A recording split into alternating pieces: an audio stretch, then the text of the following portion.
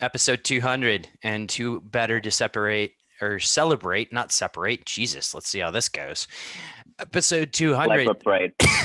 then with my friend, my amigo, my editor extraordinaire, Dr. Roy Matz. He's a doctor in making everyone sound good. So I'm really glad that he's here today. And he joins us from Bali, of all places. So thank you for taking a little bit of a break from the waves to join us to have some fun on this podcast today. Thank you for thanking me, and also thank you for having me as an editor, as your doctor, because it's been really a pleasure for me. Yeah. And just before we get into the setup for today, look, Roy is the guy who makes everything sound good behind the scenes. And in fact, like you've been so proactive in making the episodes what they are, both in terms of quality of sound, but also framing questions and making sure that my voice sounds reasonable.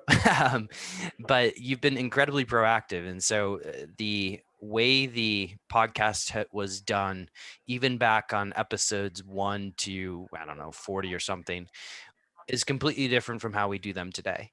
And it's all because of this man here. So thank you. You're welcome, my guy. You're welcome. Today, episode 200, we decided we would do something different. Roy is going to ask me a handful of random questions. I have not received any of these questions beforehand, so who knows? I may stumble, I may fall, and you guys are all going to witness it here pretty much live because we're releasing this episode next Tuesday, which is the day before I actually get married, and it's going to be a doozer. So let's go. And Roy, I am now open to all of your questions. Let's see what happens. Okay, so as I told you before, these are actually gonna be questions that I was curious about, and I'm sure that your listeners would be curious about, and actually some of your friends would be curious about because we've done a bit of thinking together, and I'm really excited for this. So let's get it going, man. Where do you think you've grown most since starting this podcast? With this podcast, pretty much all aspects of my life have changed, and it's been inputs from the 150 plus guests, right? And each one of those inputs is a micro element that has gone into a greater change. If there is one area where I have changed the most, it's probably in acknowledgement, but also dealing with and uh, really growing in the area of mental health, meaning that for a long time, I've had issues with anxiety and particularly perfectionism that it at points has overtaken my life, but a willingness to acknowledge that, to talk about it openly, and to really realizing that perfectionism, particularly in an entrepreneur's life, does not serve me, has been the largest growth point since starting this podcast by far. And it's now to the point where anxiety, though it is occasionally there, it doesn't really bother me on a day-to-day basis. I've just kind of accepting of what is. Okay, so basically, you've you've done the most transformation in that area. You feel like okay. Absolutely. That brings me to um, the next question, and we will get back to this. We will circle back to this because I have some questions about plant medicine. So get ready for that. Hmm. But how was this journey from episode 1 till now 200? Let's make this a two-part question. Yeah. Why why did you start podcasting? Why did you start podcasting? And what was it different than what you initially thought it would be? So I started podcasting because I had a free space in my life and I was looking to have smart conversations with smart people. At the time, I was relatively new to Amsterdam and, still building friendships here and was really looking to reach out and speak to experts around the world. The good thing about podcasting is that it gives people a platform to share their advice, and people love sharing advice. Now, that allows me to reach out to experts around the world and not have to pay these ridiculous consulting fees. So selfishly, I started this to have smart conversations with smart people. I didn't think it would last that long. And I kind of explored the idea of what the podcast would be over time. And initially, the podcast is really focused on health, technology, and these kind of biohacking concepts that uh, would could be used to amplify one's performance. And at first, I went so far away from this idea of business because I was candidly exhausted from a career in investment banking. And over the past 200 episodes, we've actually come back to really embracing the idea of the intersection between business or entrepreneurship and health. And even you saw it in episode 199, we talk almost strictly about business in that case. So if you've seen the journey over the past 200 episodes, it was going from as far as hell possible from the business arena to talking about health and technology and how we can use these technologies to amplify our lives, to still talking about that, but bringing it much more centered around uh, particularly how a person in the business world can perform at their best without really making all of the sacrifices that are traditionally expected of people to work 120 hours a week or whatever it is. So the journey of the podcast has been one of going completely away from business to back to this sort of intersection between business and health. Mm. So I think that actually goes to the next question quite perfectly, which is, what are concepts you deeply disagree with that you thought were true in the beginning of your podcasting journey? The first and most important one is that there is some point. I initially thought when I started the podcast that there would be this point where I reach quote unquote nirvana. Whereas if I just got this next gadget, I just got this next uh, point in my life, whether it be 10% body fat or below, or 8 hours of sleep, or uh, being able to get a certain HRV. I thought if I got there, that would be it. And I would be in this state of peace and not really having to do much, and life would just be grand. What's really been the shift, and the thing that I disagree with from most people in this space, is that it's not about the destination at all. Really, it's the journey that you're on. Meaning that this illusory concept that you're going to reach a point where everything is perfect and life is great is an illusory concept, and the actual journey itself is what matters. The things you're doing on the journey, the enjoyment of the moment has really just been profound, and that's been a profound shift and something that I do disagree with from what else is out there. The other thing that I will touch on here is looking at technology and looking at the need to spend in order to achieve a number of these goals is something that I disagree with. And this is coming from a person who's spent probably over $250,000 at this point on optimizing my health and trying these different gadgets, these different technologies, etc. If you do that, you want to do that at a state where you have your foundations built, meaning that I went about it initially a little bit wrong. I said that I am going to get this gadget, this toy, this thing, if you will, which makes some claims that I think will be healthy in my life. And really what was missing there was a base. I wasn't sleeping well initially. I wasn't stressing well initially. I certainly wasn't getting enough sun initially. And I wasn't exercising in a way that was conducive to a longevity type mindset. And so, uh, if I were to do this all again, I would start by building those foundations first, getting those tests to know exactly what I need, and then be able to go out and purchase once I've had the foundations built, once I know exactly what I need because I have the lab tests, etc., rather than going out and buying and trying to figure it out all out myself in the first place. So I think those are two things that I completely disagree with in the current world. But I'm happy to share more if you think that's useful, Roy. Hmm. That's a strong one. And the thing that really came up, there's always the kid in school that has the most expensive shit.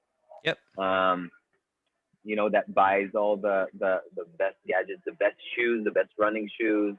We all had that. The person who buys the the best equipment for the sport. Let's say for soccer, the best shoes, or the best ball, or the best things. But these things don't mean shit if you don't have the foundations right. If you're not practicing your soccer, actually, Yeah. per se. And I really love that point. So, what's your philosophy around, because you've spent uh, around $250,000 on this kind of stuff?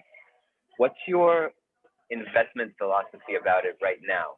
So, is it first test, then buy, try one thing, or test, try a bunch of things, or what's your philosophy with that when it comes? Because you do come from the investing world. I know it doesn't necessarily have to do with that, but what's your mentality about that? Sure. So if uh, the first step in this is identification. You want to identify what is missing, and in most cases, it's a multifactorial answer, right? So you're looking at uh, a particular situation in your life, and you find or you think initially that red light is the answer, but maybe it's not just red light. Maybe it's something else. And so you hinted at a good point. So I run tests on myself anywhere from every day with something like my Aura Ring, or in some cases a Whoop, uh, to once every 6 months. And really, those 6 month periods are the time for me to evaluate my routines, my protocols for myself, etc. And so every 6 months, I'm running a micronutrient test, I'm running a gut test, I'm running a food sensitivities test, and I'm really tracking biological age over time to understand if the stuff I am doing is working towards my goals. I'm also tracking things like body fat, etc. And so once I have all of that data, I can very clearly identify where there are instances of need. So for me right now, one of the key focuses for me is gut health. It's predominantly related to a parasite that I contracted a number of years ago and has been very, very difficult to get rid of. But in identifying that there is a parasite there, well, what other factors are contributing to that gut health? Well, is it the food that I'm eating? Sure, there's certain instances of that. Is it the supplements that I'm taking or the supplements that I need? Sure, there are instances of that. So once I have my data set, I lay it out and I say, where are the opportunities here for improvement? And then I've listed out my opportunities for improvement. And if you have the opportunity to really just throw shit against the wall and see what sticks, that's okay, but it's a great way to waste money.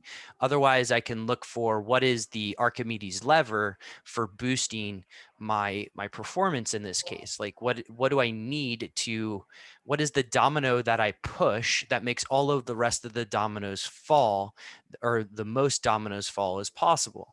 And lab testing allows you to do that. So once I've identified that domino, then I'll attack. Wait, Maybe. one second. One Yep. second.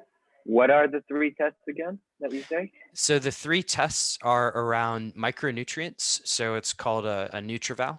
The second test is a 3-day stool test that I get, and that I look at 3-day stool tests rather than 1-day stool tests, because over the course of 3 days, you're much more likely to clear stool that's been in your microbiome, rather than in one case. Not everybody clears everything at once, let's say. So I do a 3-day stool test, and then the third one is food sensitivities. All of those provide unique insights. One is low-grade inflammation, particularly looking at immunoglobulins, and we'll have an episode on glycans coming out soon. And then the second one is micronutrients. So what supplements do I need? What supplements are working for me, etc. And then the third one is that stool test. So I'm looking at inflammation within my gut. I'm looking at maldigestion. Are these foods that I'm eating getting processed appropriately? And I'm looking at, just really, do I have the presence of parasites? And so, again, for me, that provides a data set that allows me to operate with much more information and much more precision when it comes to making decisions about my health. And so then I can identify where I need to do the work. And usually that is a multitude of places. It can be anywhere from sleep to stress to nutrition, etc. And then of that, I will prioritize. And so I will try to tackle the micronutrients through nutrient balancing, and that's sort of an all-at-once nutrition and supplement protocol. But with gut health, what is the aspect of gut health that could make the rest of my gut feel better? So in that case, that was the parasite identification. And then from there, it's just sort of, okay, how do you deal with it? And so I've gone from really that whole throwing shit against the wall strategy and seeing what sticks, to breaking it down into the constituent parts and really spending the time to identify, to understand what is needed by my biochemistry in order to help me perform optimally. And sometimes it requires looking outside of your biochemistry into your environment, or this whole field of exposomics, to understand what is really impacting you in a different way. For instance, air pollution is huge for a lot of people. Uh, uh, Other things like the health of your oral microbiome, the light quality that you're getting. You can see this light behind me right now if you're watching this on YouTube, that there is a vitamin D lamp behind me, because Amsterdam, at least based on almanac stats, gets around 67 days of sunlight a year. That's not really great for vitamin D levels or vitamin D production. And so one of the ways that I can get that is by building my own UVB light. And so right now the strategy is very data driven. It's always been pretty data driven, but it's incredibly data driven in terms of shaping the decisions and becoming more accurate, more precise with those decisions. Cool. But bam. Okay, that's enough. Episode 200. Thank you so much. I'm just bro, you dropped so many things. I feel like people have to go to their notebooks after this and really. My biggest takeaway. My biggest takeaway from this is the fact, guys, that I have friends that have cabinets and cabinets and cabinets of vitamins, and that have spent so much money that wasn't well spent on just throwing shit at the wall. And I think they could have, and I've been sitting in that as well, just like thinking, oh, I have a skin problem, I probably need this, or I'm probably not getting enough sun, so I'm probably gonna have to do this, to actually understanding the fundamentals of what you are doing wrong and right. Yeah. And that's the biggest takeaway, is that the investment in actually testing these things can actually make you walk towards your I guess healthiest self, which sounds a bit of a cliche to me, because every person here in Bali is trying to work towards their healthiest self. But you got to do the work. You Yeah. got to do the fundamental work, which you've just laid out so perfectly. Wow, blew my mind. And no, I'm kind of, I need it's a drop the mic a moment, but I need to get back from it. Um, because it also answered the next question that I wanted to ask you. But I want to ask you another thing. What's one thing you can think of that, let's say, in the past year or two that you've unlearned?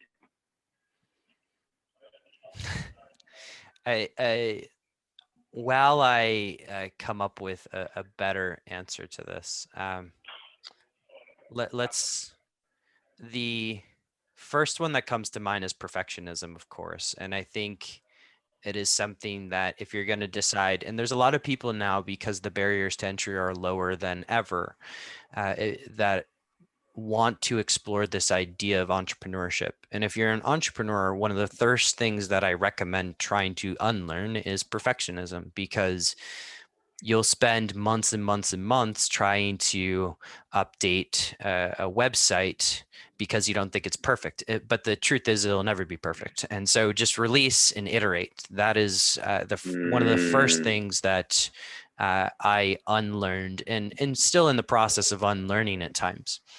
The second one, which has actually been very, very helpful, is unlearning rigidity in a schedule. What do I mean by that? I used to be the type of person, and I've given lectures on productivity and stuff like that, who would schedule my entire day, minute by minute almost. And that can actually create a lot of anxiety in it in itself, right? Like if somebody's late for a call, even though it may be like an easy thing to do, or a certain reason, it can create anxiety. Now I embrace sort of what Jeff Bezos calls putzing. And if you look at my day, with the exception of when I have to talk to Roy when he's in Bali, it my day, nothing starts before 11 a.m. And what does that allow me to do? It gives me free time to work on my most important projects, to check in with San Francisco and the team over at Transcriptions, to get my workouts in, to learn something new. And I have a little bit of fluidity in that schedule that I didn't have before. If you look at my calendar, there's nothing scheduled before 11 a.m., meaning that I don't even schedule the workouts too.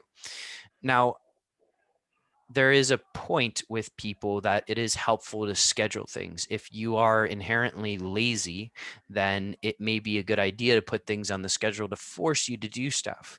But if you get to the point of this whole perfectionism, or even trying to schedule a day minute by minute, trying those gaps where you're allowing yourself some free time to putz, to explore, to learn, that has been a game changer for me. And I know for a fact that has contributed to the incredible decrease in anxiety that I've had for the first time really in my entire life. boom. Okay. That brings me to a whole different area, but you mentioned working out, and I just wanna run through the questions because we're gonna circle back to so many of the things that you've said. Mm-hmm. But as we've talked about, like biohacking and kind of buying toys and realizing what you need for your um, cabinet, let's per se. What do you do when it comes to working out in that sense? So, do you use these tests for your workout, or do you do different tests? What's your outlook on that? Sure. So going back to the tests that I use, there are three tests that I use looking at micronutrients. And within that test, there's also looking at heavy metals and oxidative stress. And I'll come back to that in a second. You look at gut health, and there is a correlation if you will, almost not a dose dependent curve, but an inverse U curve with working out and gut health. And then there's a food and sensitivities test. And now on top of that, I'm also looking at biological age and I'm looking at body fat. And so all of those can actually input on uh, what type of workouts or how intense I go. If you look at gut health, there is, and I've been trying to find the study, but it was referenced to me when I was speaking with a mentor. There is some correlation between athletes and poor gut health or dysbiosis. And just trying to achieve that balance, if you will, of not going overboard to cause dysbiosis or overtraining is something that I'm very cognizant of, and looking at those tests help me do it. Oxidative stress. If you look at inflammation being a product of oxidative stress or vice versa, oxidative stress can come from working out. And so if you live a life, as I did in finance, where I was working out too much, not sleeping, traveling all the time, and just stressed out, that can produce oxidative stress. And over a prolonged period of time, it can lead to adverse conditions. That all goes into informing my decision on my workout program. That is also coupled with a body fat goal, because I know that I have a family history of obesity that I am constantly trying to avoid. And so the body fat goal is certainly incorporated in that and informs the workouts that I do. Just Mm. based on my experimentation over time, I know that there are certain types of workouts that help me keep that body fat down. And there are certain types of workouts where I will put on more size. And for me, it's no longer a question of like trying to compete in a bodybuilding competition, or even trying to compete at a higher weight class in a powerlifting competition. It's more of a question of longevity, but with certain benefits like general physical preparedness and being able to do whatever I want at any given time. Yeah, Peter Attia talks about it beautifully, in my opinion. I've been geeking on his researches and all the stuff, amazing Yeah. work that he does, and I hope that we're gonna have him on the show at some point. But Him and the, I can talk the about F1 forever too. So that would be fun. yeah, I mean, so so what you're saying, let's just like put it in more of a concise box, is basically taking these tests, taking your lifestyle, seeing and tailoring it to where you are in life. So Yeah. basically, there's not a one fits all. There's actually a few that would probably fit to for every person. Yeah. And if and it kind of sounds like something that can repeat itself, once you know that mechanism. Of course, it changes a little bit to here and to here, because we're not getting any younger, but it's it's a mechanism that once you're tapped into, you can do it, I mean, pretty easily, if you know what your meters should look like, and what you need to do to achieve them. Exactly. So And also what that's time you that's a have big takeaway. available, right? And so there's going to be Yeah. different time periods in life where, I suspect that later this year I'm going to have less time available than I do now. Or I Mm, suspect that if I had kids, I would have less time available. And you have to adjust right. based on that. But there is that, going back to that idea of fluidity, I don't have to be as rigid as I used to be with my workouts. I can Mm, embrace different modalities and try things out, because also, after all, like if you do the same thing every day in and day out for years, unless you have a trainer, you're going to get bored as hell. And so it's good mm. to change those up every once in a while and adjust to where you are in life. And also, in addition to boring, it's not only boring, but it's also, it gets your body in a certain, it gets you moving a certain way, and it gets you uh, um, your body expecting certain things. That's why I think play is really important. That we talked about it last time, actually, and Hmm. play and doing things that are unexpected, and going. I actually thought of going climbing today, or doing something that's unusual to your body, I think that's a huge thing that people need to incorporate more of, and same goes to me, you know. Yeah. Um, so I wanna take you to a more personal place right now, because I did say that we're gonna take it to a more personal place. Hmm. What was your lowest moment in the this realm of time since you've started podcasting? Uh, very difficult question, my friend. So I'm not going to name people or anything, but if you were to go back in time, and it was kind of not early fall, but late summer, a couple of years ago, there was a point in time where I had a lot going on, and I was trying to run a business with people I didn't generally enjoy working with. And I was at that point um, allergic to the idea of failure, meaning that I thought failure meant that I had failed across everything and that was going to be my entire life. And this actually gets into the introduction, by the way, of things like psychedelics and other things.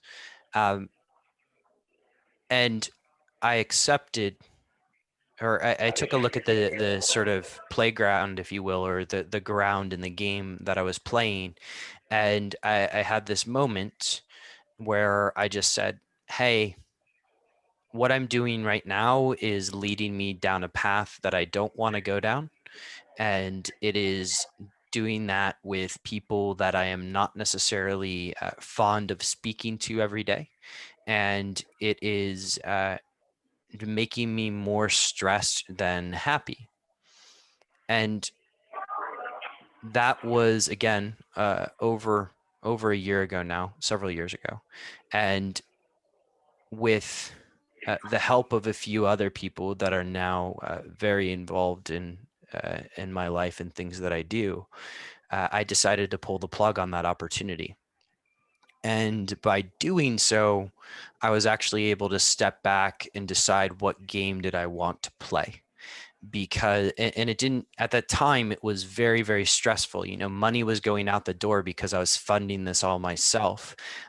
We weren't making that much money at the time on the project, and yeah, there was this inherent internal conversation about the value of money, of course, but it was very hard for me to look back on it and say, or to look at it and say, like, hey, this isn't working in this form. And it was making me very upset. I was blowing up, I was blowing up other opportunities in order to make this one work because it was mine, it was my baby. And then ultimately, I arrived at the decision to pull the plug on it because at the end of the day, life is short. I wasn't sleeping very well. I was stressed. I remember being in Argentina and completely missing out on a tour of Buenos Aires to deal with this particular project. And yes, as an entrepreneur, there are certain times where you are going to need to sacrifice time or an experience in order to work on your business. And I completely get that and support that. But when I was taking a step back from that moment, it made me realize that this was going in a direction that I didn't want to go with my life. And just because I had already invested quite a lot of money at that point in making this work doesn't mean that it was worth continuing to invest. So that was probably that was the lowest point, and it was a testament to some of the people that I'm now very close with, that they recognized certain other skills within me, but also things that I wanted to do. And I started to value the people I was working with more rather than just trying to really build something and say it was a success just because my name was attached to it. That's that blessed. You made me very But uncomfortable there, man. That was like, whoa. Nice. oh, just you wait. Okay, we're getting You uncomfortable wait. today. All right. We're I getting should have. uncomfortable. That's people need to see how you are when you're uncomfortable, right? It's To get okay. to know I'm you. totally okay with being uncomfortable. That's again another change that's come since this podcast. So, I wanna touch on a few things that you were saying there. I think that you've made an extreme change since I've started working with you, and it feels like just the way that you started taking things and incorporating things is so different. It's like night and day. It's and I can feel it on the interaction with me, on your interaction with the world. I remember you having like this fork in the road, and yeah, you were so confused. But it's the thing is, and just being in Bali really teaches me that is that life puts things in front of you for a reason, and if you see things again and again and again and again and again, there's a reason that you see these things, right? And there is a reason that these things are happening, and we're not gonna go woo on that because it's not woo. It's just like fact. If you see something all the time, it means that your system is geared towards it, and you either need to gear yourself the other way or you need to go through it. These are the two options that are possible, and I feel like you were probably presented with this thing of I've invested so much in this, so what do I do now? But the thing is, you haven't just invested in it. People who go and learn sales and then go work as videographers, they haven't wasted all that money, because now they know how to sell what they photograph or what yeah. they get captured, right? So it it always integrates, and I think that people forget it and say, oh, that was a waste or whatnot. But it's just it's in the end, it just gives you more depth, in my opinion. That's what I'm trying to say. All these investments just give you more experience and depth. Um, You're 100% correct, Roy. Like everything that I did during that point, though at the time I regarded it as a failure, it's only come really back full circle, and I can use those experiences both with people but also in building businesses, right? Because I know that going down a certain path won't work, or that this tool will be very effective for this solution. So well said. yeah, and that the person you're working with might be toxic to you and to himself. You Yep. can know it by, like, if you see them eating McDonald's every day, you know that they're probably not doing similar things to what you're doing. So you're kind of, that might be a red flag for you. It's just, there are so many things, that I can tell you about you, that I mean, yeah, I feel like you're super super. It's a point on thing to say, and it's a lot of people are going through similar things. So I Hmm. appreciate you for opening up. But if we're talking about opening up, I'm gonna I'm gonna make you maybe even open the kimono a bit more. Mm. Would you be able to tell us about one of your plant medicine experiences? Look, one of the first times I ever microdosed was how I arrived at, arrived is not really a word. I arrived at making the decision to pull the plug on that business. But let's go into some of those journeys, if you will. The first time, or the first experience I ever had with DMT, I was in a setting with somebody who is very trained in how uh, to deal with therapeutic situations, particularly using these various modalities that some people term as plant medicine. And uh, that journey, if you will, was an incredibly painful one for me. You're sitting there, and with DMT, when your eyes are closed, is where you go off into various states. But when your eyes are open, it's almost like life is normal a little bit again. But I kept my eyes closed the first time, or the whole time, and this was the first time I've ever done it. And I think there's this statement out there of something, you can have a bad trip, And one of the things that I've learned in doing these journeys is just different perspective. So in this particular situation, again, the first time I've done DMT, I'd had numerous experiences with other psychedelics at that point, but DMT in itself was a new one. And I was going through, and you start to see like the sacred geometry and various images, etc. And then it got very, very quiet and got physically painful, and I began to sort of hear a lot of the um, a lot of these stories that I had run through my head over and over again. And those stories were in regards to what other people thought of me, what their perspective was of either the things I was creating in the world or the choices that I've made to perhaps leave finance, or uh, the general need of external validation. And that was, in my mind at the time, a very bad experience. It was incredibly painful physically, like my chest was starting to seize up, and I kept hearing these voices run through my head, et cetera, et cetera. And that actually wasn't, in hindsight, a bad trip. It was showing me what I needed to work on. And if you kind of go into these journeys, if you will, with the idea of a good or bad outcome, you can you can miss out on a lot of the learnings from it. And so at the end, again, I was very fortunate that I was working with somebody who knew what they were doing and could uh, talk me through what it meant for me in a therapeutic setting. But that shift in perspective to, okay, I just had this bad trip, and all of these things that I had been working on are now coming to the surface. And I clearly thought I had dealt with these already, but I hadn't.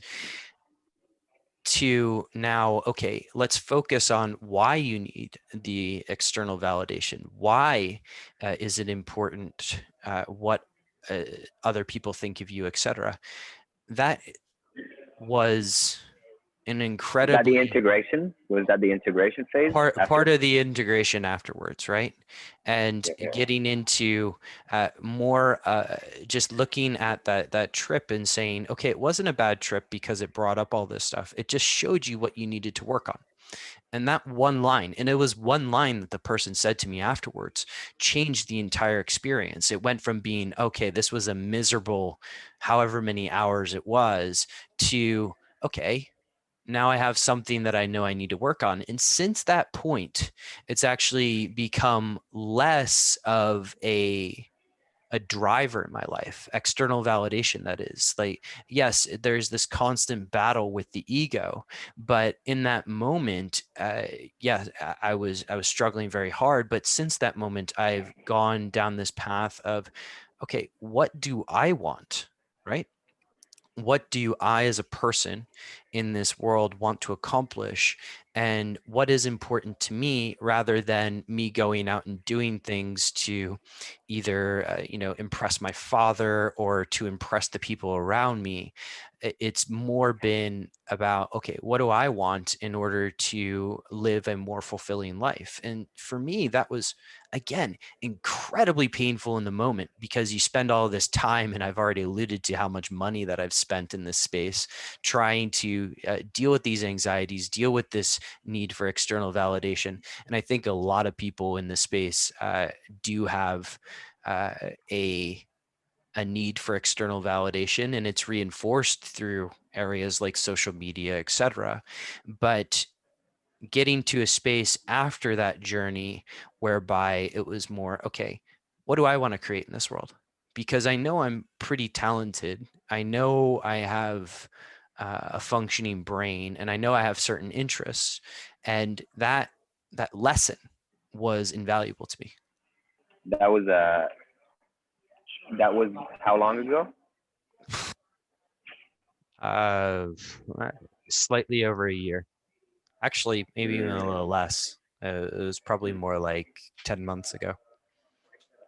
So yeah, people might have. I feel like there was there was a time when uh, um, you started bringing more diverse, let's just say a diverse type of guests, and I think it was probably that time where it was getting a bit less and less science, and to me it was just like so exciting because as an audio editor, I have to be as subjective as possible, and I have to kind of see things from the side, and sometimes keep my mouth shut, and it's just to me because I always have to go through this audio and listen to it, and I don't work with people who are not interesting to me.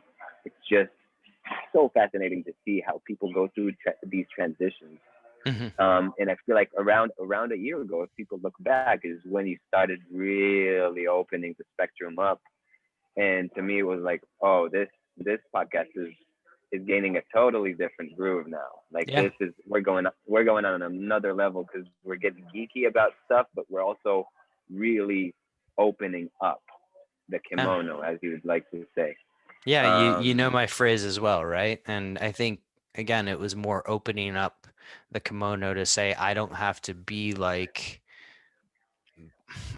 have this particular guest on because they're going to get me a lot more attention or a lot more views. I can go and select the people that I want to speak with and the people that really ignite me from both an intellectual and personal perspective. And that allowed me it was almost like a freeing sense, if you will. yeah, so it's like it's as if it kind of ignited something that should have been there, but but you had to go through it to kind of open that up.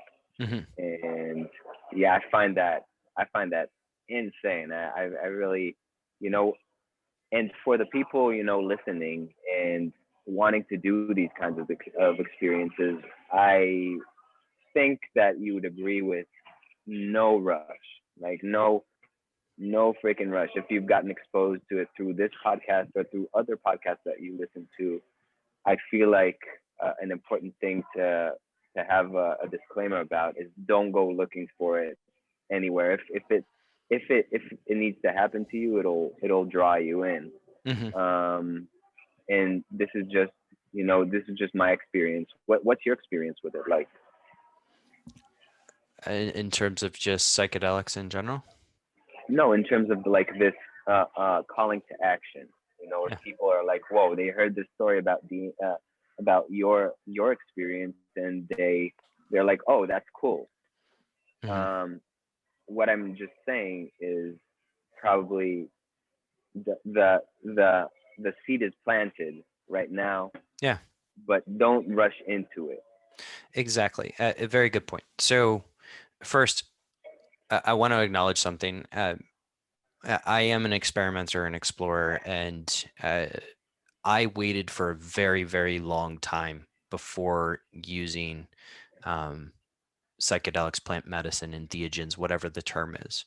And it was only when I had a trusted partner that I felt comfortable, or a trusted therapist, if you will, that I felt comfortable going down this journey. I'm also of the view that these are not for everybody, and they certainly don't need to be used by everybody, and that's perfectly okay. But what I do want people to embrace is the idea that there is uh, these alternatives out there that you can explore. And again, if you have the right set and setting and the right guide, they can be very, very powerful for particular issues, but also discoveries. Yeah. And a big one that actually uh, I had a little chakra reading here, Hmm. and the person, it was like in a mountain and super spiritual place, and people who are tapped in, like I probably haven't seen this type of human beings in my life. But he was like, you know, don't uh, um, you're doing well. Don't look for the mentors. The mentors will show up. The teacher will show up, and it comes. That's where the sentence comes from. When the student is ready, the teacher will come. And I think it's so so so so fundamental Yeah. to these types of medicine. Hmm. So I wanna take it to another kind of another uh, Doing good at like getting very, very personal here, man. This is fun, but I damn uncomfortable. It's fun too. okay. So do you wanna let's I'll give you the privilege because I've gotten pretty personal with you. Would you like to answer another personal question, I'll go or are we? dealer's choice. Dealer's choice, wherever you want to go. There we go. Okay. So trauma and its relation to health. What's your opinion about that? Of course, like it has a huge effect on health. I think at a so trauma can come in different forms, right? Trauma can be what we traditionally think of trauma as sort of a PTSD like event. It can come in subtler forms with how you were treated as a child, or even an experience you had where maybe you had a panic attack on stage or something like that. Of course, it has a huge impact on health. And I think uh, we're just now I mean, look, we're not just now. Psychology has been around for a long time. Psychiatry has been around for a long time. And there is a lot of discussion within those realms about mental health and traumas and how it impacts our lives, etc. Uh, but now we're starting to become more open about discussing these things as a society and how they've created blocks from living our most fulfilling lives. And if there's a trend that look, I pay attention to trends both in terms of business, but just in terms of news trends. If there's a trend that I look at and say like, hey, that's pretty cool, it's this open discussion about mental health. Now, do I think that trend is as big as it needs to be? No. In certain circles, you are still encouraged to uh, not discuss mental health, to never let them see you sweat, to using the Nelly term, actually. And I think trauma is a very important discussion that needs to happen. There's a book out there called The Body Keeps the Score, which I haven't read, but has been recommended to me by numerous people that are are interested in this sort of thing. I've instead spoken to a lot of the therapists and a lot of the people using these modalities like plant medicine to reveal traumas and to uncover and deal with those traumas and I guess de-energize them, so prevent them from taking over your life. And I think it is a very good trend in society that we talk about mental health. Yes, agreed. So I want to take it into a bit of a you know what? It's the same direction, but it's like, is there anything, any like pet peeve or anything like that that you still have that you're still kind of dealing with as we speak? Of course, right? We all have our individual uh, things that we're working on. And you're talking about a pet peeve that I have specifically that I want to deal with. Let's say it can be a light thing as well. Like for me, I really don't understand the concept of cheers. It pisses me off. So Of maybe something cheers. like it can, yeah, like cheers, like cheers. I just don't the concept of, and somebody please enlighten me about that. If one of the listeners knows, I know that it comes from ancient culture Yeah. and from people banging the glass, and so there's not, so if somebody has any poison, so they don't spill it in the glass. Hmm. But I think it got, to me it just like it symbolizes nothing at all. Yeah. Um, So anyway, let's go with, there'll be the surface level one, and then there'll be a slightly bigger one. So surface level pet peeve of mine is people who chew with their mouth open. Um, that oh is my god. drives me bonkers. In certain cultures, it's encouraged. For instance, in Japan, if you go to a ramen shop and you don't slurp your noodles as you're eating them, it's a sign to the chef that he didn't do a good job. So I've become a little bit more accepting of that in particular cultural situations. But in general, like biggest pet peeve is people chewing with their mouth open. At another level, slightly down, and this occurs a lot in this health sphere, is when one person says something, particularly a person of influence, it seems like the message gets repeated over and over and over again. And in a lot of cases, it may not be true. And this Yeah. is the case with certain products, but also just the language that people use to talk about certain things. And you kind of see this in the spiritual AF crowd, right? They all use similar language to describe something. And if you get them one on one, either they won't be able to explain it, or Yeah. they tend to have a different experience than what they're showing on the various social medias. So that's a much bigger pet peeve and slightly less surface level. Yeah, I really respect that about you, and like everything that you endorse, you actually take part in, which Hmm. I've worked with a lot of podcasts, and it's not the case every time. Yeah. People recommend things that they don't 100% 100% support by themselves, Yeah. and that's a thing that happens, and I respect you for that. By the way, Thank if you. Boomer if Boomer had $1 billion, um, what would you allocate it to? And you can only spend it in one day.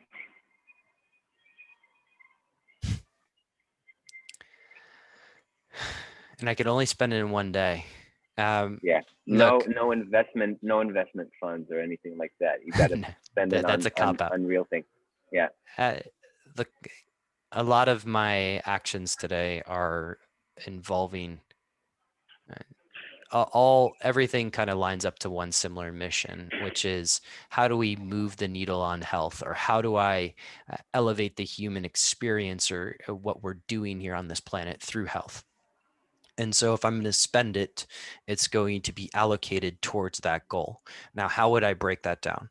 I do think there is a hell of a lot of education that needs to be made around health, and particularly money. And we're doing some of that, the health component as well, through Health Optimization Medicine in Practice, which is a nonprofit that I'm involved in. And so I'd allocate a certain portion of money to that and boosting its presence and influence. The good thing about having $1 billion and in today's society is that if you have $1 billion and you're a billionaire, you have a certain level of influence and people will listen to you.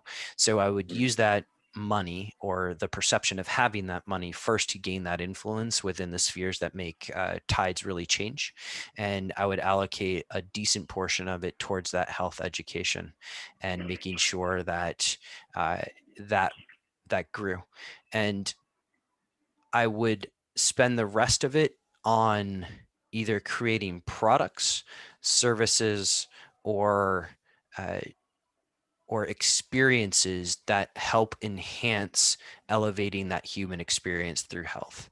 Because for me, if you can change the health of this planet, even by a few degrees, we will have completely different outcomes. We know that health influences decision making, which is going to be, it's becoming incredibly more crucial and incredibly more important as we have some of these more frontier technologies coming into the world. And if we can influence health decision making improves, the way we treat each other improves, the way we will probably look at this planet improves, and the way, just in general, we're able to navigate the challenges that we face will improve. So uh, give me $1 billion and I'll allocate it all towards that mission. Mm. So yeah, you'll spread it pretty wide. You probably need all these 24 hours for that, because it's a lot. It's a lot of things. If you're telling me I only have 24 hours, then I'm probably going to pull an all-nighter in this case, which I don't advocate normally, but it's actually quite hard to spend $1 billion. It's probably not hard, but I wouldn't spend it frivolously, right? Like maybe I would buy a house that I could live in, but other than Mm. that, I would definitely allocate it more towards that mission. Mm. Yeah, and also, being realistic, buying a house in 24 hours is probably not the best place to go. No, But no. real estate aside, we'll probably have an episode about that at some point Hmm. because you're kind of um, because of the realm of things that we're experiencing. But Hmm. what's something really exciting that has happened to you in these episodes? What is something that maybe the podcast has caused? What's something really exciting that happened that you remember yourself like being like a kid You know, as a result, or just in this time period? if you actually let's look at the overall journey on the podcast, and you remember me from the early days. I was quite wound tight, right? And there were certain ways that I would react to people. There are certain things that I would get stressed about, and that in general has dissipated, in the sense that okay, yeah, I still get stressed. There's still things that I'm dealing with, like the villa owner in Bali, where I was supposed to have my wedding, that are kind of frustrating. But at the same time, there's been uh, a de-emphasis on that, meaning that it comes and it kind of bounces off of me, and so it's a lot more resilient. Now, if I were to look at particular conversations where I left that and I was like, wow, I just, I feel like a kid again or something of that nature. And I think overall you can kind of see I've come back to this youthful plainness in a way and having fun, because I don't think 100 episodes ago we would have had a similar conversation that we are having now. But Oh, if we these guys, go people don't even know. They probably know, but they don't even know. Okay, yeah. Yeah. So if we look at specific conversations and ones that have lit me up, each conversation lights me up in different ways. So if you look at conversations with guys like Francisco Gonzalez Lima, Neil Grunberg, those light me up because they are at the absolute top of their field in their very specific fields, and just learning from them, I feel like I'm back in university, but in a class I actually fucking like. And so in a Mm, way, I've crafted the podcast to be sort of a university for me and for all the listeners. But instead of having it be psychology 101, where you're sitting there with 700 people and nobody really enjoys the lecturer, you're sitting there and you're enjoying a one-to-one intimate conversation with these people. And I get to ask the questions that I want to ask rather than listening to a standard form lecture. That's great. And I think that's an overall theme for the podcast. There's I'm just trying to think of one or two where I've sat there and just been almost in awe at the conversation itself. Um, I enjoy conversations with Dave Rabin quite a lot, and he's at the kind of frontier of this psychiatry, East meets West, psychedelics movement, even. And a lot of those conversations have gone unrecorded and are really just fun. He's a fun guy to talk to because he is so knowledgeable, but he's very good at distilling a message in something people understand. Um, then there are people, I'm trying to think of who's an example recently that I've spoken to. Um, there are people like Dominic D'Agostino that, despite his level of authority on something like the ketogenic diet, I can have a conversation with him about weightlifting and meal structure that all makes sense and is just a lot of fun. Again, those are conversations where I leave and I'm sort of at a state where it's just like, oh, I just had the chance to talk to that person. And it was little old me 3 years ago who decided to take this to start a podcast. And at first I was like, I don't know if anybody will talk to me. And now mm, I'm getting access to some of these top people in the world. The one that actually sticks out most and has been a big theme in my life since that conversation was with Greg McKeown. And he wrote a book called Essentialism. I think he's come out with a book since then called Effortless. And I remember getting off of that podcast and we stopped the recording. And it was around one of these times where I was involved in way too many projects, and a couple of our mutual friends helped me kind of shoot some of those down. And he just said to me, he's like, seems like you're going to have some tough conversations in the near future. And I didn't even think I hinted at much in that podcast episode, but I remember that, just that phrase, and I took it away. And I think in the next 6 months from then, I went from having 20 plus projects down to maybe 5 or 6. And so that one was very powerful. Mm. So yeah, that's. I feel like that would have answered my next question. Was what's one thing that you were kind of like one exciting thing that happened to you in that time, which I think you can. It's probably your your marriage would come into that, and Mm, just like things in your personal life. But I feel like that point. I remember that point in your life where you were like, I'm probably gonna be losing. I'm probably gonna be losing a lot of so-called money, but I'm actually going to do something that's way more impactful. And you know what? I've watched the documentary on Gaia called Finding Joe, and it's about the hero's journey, hmm and it's like super cringe. I mean, it's if you're a person that doesn't like these kinds of things, I'm I mean, I couldn't watch The Secret, but I could watch this Yeah. um, because it was just talking about the fundamental of finding your bliss and going for it, and the rest will kind of fix itself. And I feel like that's what you did at that point. So that's a really, really exciting thing that that have happened in your career that I was witnessing. That it's just crazy from a standpoint like this, to be uh, um, you are the little man, and then you become the big man without even knowing. You're Yeah. starting to do like keynotes, and you're starting to actually get your face out there because of these connections that you've created. And to me, it's really a way more stand-up boomer than it was in the beginning. It's like you're standing up so much taller. You're you're speaking so much more confident. You're not hiding. You're just like this genuine dude. You're not doing anything with a motive. You're just going towards something. So hmm that's something incredible that people have to really tune into, because you have done an insane process, which Thank you. I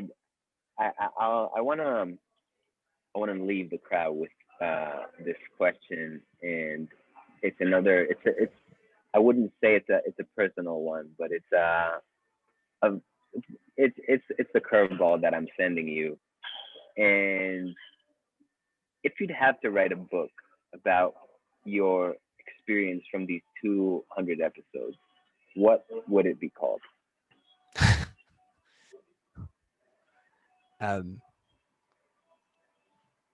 I mean, part of me says it'll be inappropriate to call it anything other than Decoding Superhuman, but what I would emphasize a little bit more is the decoding aspect of it. Because initially, when I came up with the name, I mean, I think I told the story before where I was sitting there with a whiteboard and I was writing down names on a whiteboard and putting words together and just seeing what .com was available. And we eventually arrived at Decoding Superhuman, right? Uh, I'm not joking. There was, I remember putting together names, and one of the other names that I was tossing up because the .com was also available was Fixing Broken, but that didn't really have the message that I was looking for. And what I was, when I came up with Decoding Superhuman, there was this idea of becoming the Ubermensch, if you will. And if anything, over the course of the 200 episodes, um, I've kind of realize that superhuman is obviously individual. For superhuman, for certain people, superhuman can mean just being able to get out of bed during the day and not having to deal with things like chronic fatigue.